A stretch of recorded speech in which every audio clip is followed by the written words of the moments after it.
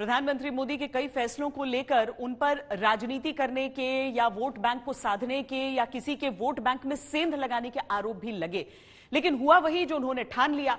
प्रधानमंत्री मोदी ऐसे फैसले लेने से इंच भर पीछे नहीं हटे जो उनसे पहले भारतीय राजनीति में असंभव जान पड़ते थे।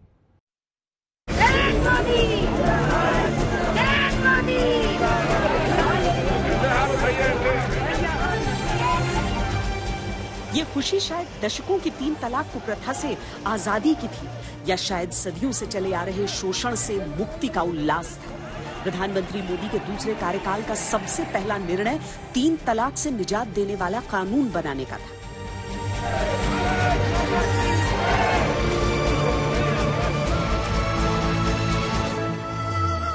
तीन तलाक की प्रथा जब खत्म होती है तब सिर्फ बेटियों को न्याय मिलता है ऐसा नहीं है, उस पिता को भी न्याय मिलता है, उस भाई को भी न्याय मिलता है जिसकी बेटी 3 तलाक के कारण घर लौट के आती है, जिसकी बहन 3 तलाक के कारण घर लौट के आती है। इसलिए ये पूरे समाज के कल्याण के लिए है, ये सिर्फ कोई महिलाओं के लिए है और पुरुषों के खिलाफ ऐसा नहीं है। ये मुसलमान पुरुष के लिए भी उतना ही उपयोगी है, क्योंकि वो भी किसी बेटी का बाप है, वो भी किसी बेटी का भाई है, और इसलिए ये उसका भी भला करता है, उसको भी सुरक्षा देता है। और इसलिए कुछ कारणों से लोग बोल पाए न बोल पाए, लेकिन इस बात से सब लोग एक गौरव का आनंद का भरते हैं। कभी कहा जाता था कि यह मसला राजनीति के लिए चुनौती है जिसे छूने का अर्थ होगा धार्मिक मामलों में दखलंदाजी, लेकिन मोदी सरकार ने इसे धार्मिक या राजनीतिक से अधिक सामाजिक मुद्दे की तरह देश के सामने रखा और जनादेश हासिल किया। जहाँ तक मैं समझता हूँ प्रधानमंत्री मोदी जी एक केवल राजनीतिक ही नहीं बल्कि बहुत संवेदनशील व्यक्तियों में भी है, जो उनकी सोच परिलक्षित होती है। तो महिलाओं के साथ जो उस ढंग के आचरण हो रहे थे, तो उसमें उसको ध्यान में रखते हुए कि 3 तलाक को समाप्त किया जाना, अगर मौका आया तो 3 तलाक को समाप्त किया जाएगा, संभवतः ऐसा वो उनके मन मस्तिष्क में रहा होगा।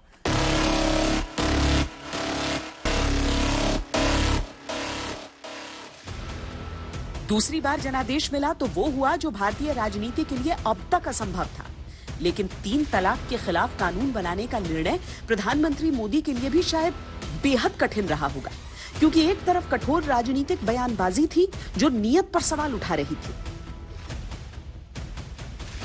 कोई ऐतिहासिक दिन किसी के लिए नहीं है, ऐतिहासिक दिन तो आप लोग सबको बना ही देते हो। रोज बिल पास होते हैं, इससे ज्यादा इम्पोर्टेंट बिल पास होते हैं, लेकिन इस बिल में इतनी कमियां हैं कि आने वाले दिनों में जब ये लागू होगा तो the government of the day will be forced to amend it again. हमारी तरफ से तो हम तो विरोध कर ही रहे थे, तो हम चाहते थे कि सिलेक्ट कमेटी में जाए और इसमें कुछ संशोधन हो। हमने अमेंडमेंट्स मूव किए, लेकिन सत्ताधारी ने बात नहीं मानी।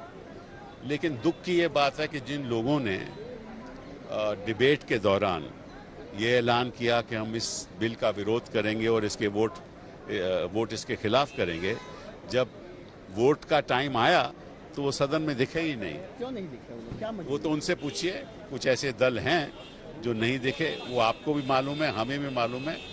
उनसे पूछिए आप कि क्यों नहीं थे आप, और अगर आपको आना नहीं था तो फिर सरसरी तौर पे आपको कहने की क्या जरूरत थी। कहीं सत्ता की मनमानी और मुसलमानों के खिलाफ राजनीति के आरोप लगे।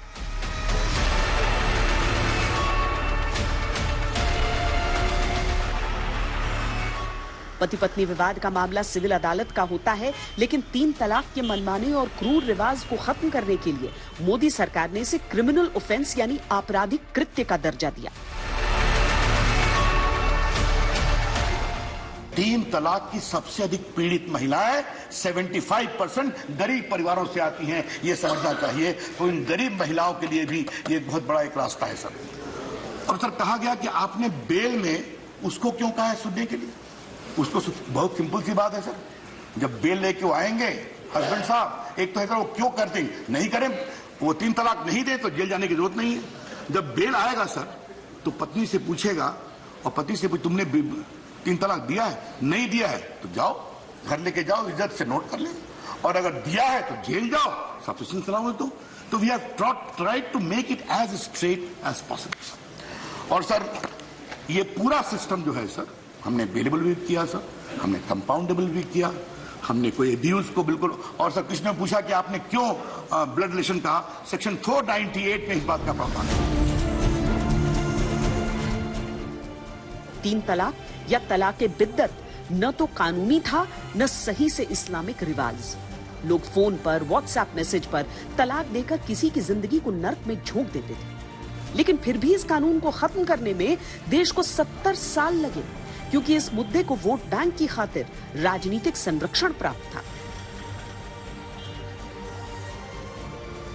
बहुत आभार है कि आपने जो हम लोगों के लिए किया है। एक बहुत संघर्ष के बाद में हम लोगों को जो आज़ादी मिली है, आने वाली पीढ़ी इस दर्द से बचेगी, उसके लिए आपका बहुत बहुत मैं आभार करती हूँ सर।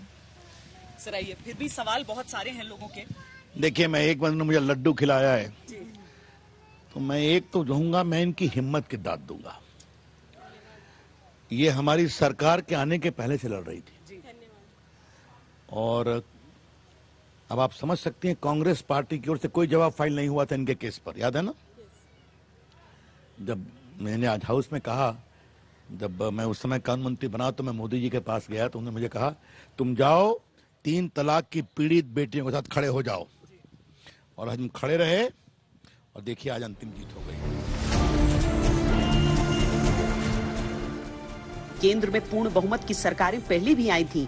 मुस्लिम महिलाओं के अधिकार की लड़ाई की आवाज पहले भी उठाई गई थी। तब राजनीति ने 3 तलाक जैसी कुप्रथा पर चर्चा तक नहीं होने दी। प्रधानमंत्री मोदी ने इसे तब कानून बनाने की हिम्मत दिखाई जब राज्यसभा में उनकी सरकार को पूर्ण बहुमत भी हासिल नहीं था।